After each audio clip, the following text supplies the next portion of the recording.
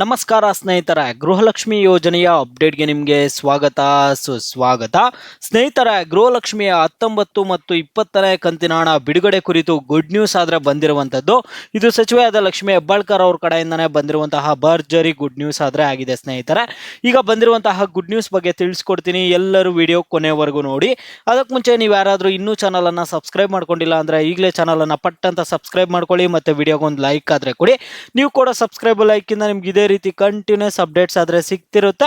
ಈಗಾಗಲೇ ಯಾರು subscribe like ಮಾಡಿ ವಿಡಿಯೋ ನೋಡ್ತಿದ್ರು ಎಲ್ಲರಿಗೂ ನನ್ನ ಒಂದು ಹೃದಯ ಪೂರ್ವಕ ಧನ್ಯವಾದಗಳು. ನೋಡಿ ಸ್ನೇಹಿತರೆ, ನಾನೀಗ ಡೈರೆಕ್ಟ್ ಆಗಿ ಟಾಪಿಕ್ಗೆ ಬರ್ತೀನಿ. ಕರ್ನಾಟಕ ಸರ್ಕಾರದ ಪಂಚ ಗ್ಯಾರಂಟಿ ಯೋಜನೆಗಳಲ್ಲಿ ಒಂದಾದ ಗೃಹಲಕ್ಷ್ಮಿ ಯೋಜನೆಯು ರಾಜ್ಯದ ಲಕ್ಷಾಂತರ ಮಹಿಳೆಯರಿಗೆ ಪ್ರತಿ ತಿಂಗಳು 2,000 ರೂಪಾಯಿ ಸಹಾಯಧನವನ್ನು ಒದಗಿಸುತ್ತಿದೆ. ಕಾಂಗ್ರೆಸ್ ಸರ್ಕಾರದ ಈ ಗೃಹಲಕ್ಷ್ಮಿ ಯೋಜನೆಯು ಮಹಿಳೆಯರಿಗೆ ಸ್ವಾವಲಂಬನೆಯ ಹಾದಿಯನ್ನು ತೋರಿಸುತ್ತಿದೆ. ಈಗಾಗಲೇ ರಾಜ್ಯ ಸರ್ಕಾರ ಹಂತವಾಗಿ ಗೃಹಲಕ್ಷ್ಮಿ ಯೋಜನೆಯ ಹಣವನ್ನು ಮಹಿಳೆಯ ಖಾತೆಗೆ ಜಮಾ ಮಾಡಿದ್ದು, ಇಲ್ಲಿ ಮಹಿಳೆಯರ ಖಾತೆಗಳಿಗೆ ಹಣ ಆದ್ರೆ ಜಮಾ ಮಾಡಿದ್ದು, ಬಾಕಿ ಉಳಿದಿರುವ 2 ತಿಂಗಳ ಹಣ ಬಿಡುಗಡೆ ಕುರಿತು ಸಚಿವೆಯಾದ ಲಕ್ಷ್ಮಿ ಹೆಬ್ಬಾಳ್ಕರ್ ಅವರು ಮಾಹಿತಿ ಆದ್ರೆ ಕೊಟ್ಟಿರುವಂತದ್ದು.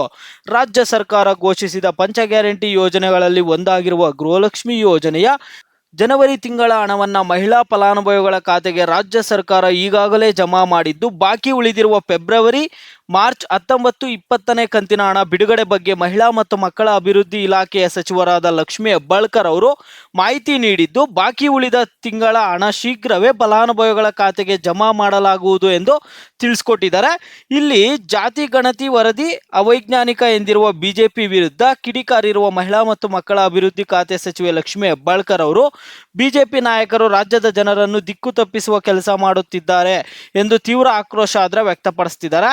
ಹಿಂದುಳಿದ ವರ್ಗಗಳ ಆಯೋಗದ ಅಧ್ಯಕ್ಷರು ಹಾಗೂ ಸದಸ್ಯರನ್ನು ನೇಮಿಸಿದ್ದು ಬಿಜೆಪಿ ಸರ್ಕಾರದ ಅವಧಿಯಲ್ಲೇ ಜಾತಿ ಗಣತಿ ಅಧ್ಯಯನ ಮಾಡಿದ್ದು, ಬಿಜೆಪಿ ಸರ್ಕಾರದ ಅವಧಿಯಲ್ಲಿ ಆಗಲೇ ಬಿಜೆಪಿಯವರೇ ಜಾತಿ ಗಣತಿಯನ್ನು ತಿರಸ್ಕರಿಸಬಹುದಿತ್ತು. ಆದರೆ ಈಗ ಬಿಜೆಪಿ ನಾಯಕರು ಜಾತಿ ಗಣತಿಯನ್ನು ಅವೈಜ್ಞಾನಿಕ ಎಂದು ಹೇಳುತ್ತಿರುವುದು ಹಾಸ್ಯಾಸ್ಪದ ಎಂದು ಕಿಡಿಕಾರಿರುವಂಥದ್ದು.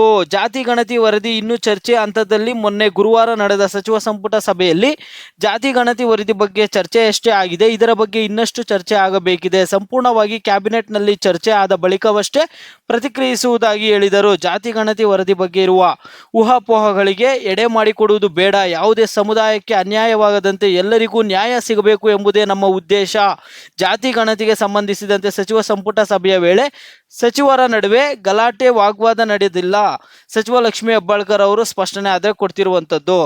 ಸ್ನೇಹಿತರೆ, ಈಗ ನಿಮ್ಗೆ ಮೊದಲನೇ ವಾರದಲ್ಲೇ ಗೃಹಲಕ್ಷ್ಮಿ ಯೋಜನೆಯ ಹಣ ಬರುತ್ತಂತ ಹೇಳಿದ್ರು, ಹಣ ಬರಲಿಲ್ಲ. 2ನೇ ವಾರದಲ್ಲಿ ಹಣ ಬರಲಿಲ್ಲ ಗೃಹಲಕ್ಷ್ಮಿ ಯೋಜನೆಯ 19ನೇ ಕಂತಿನ ಹಣ.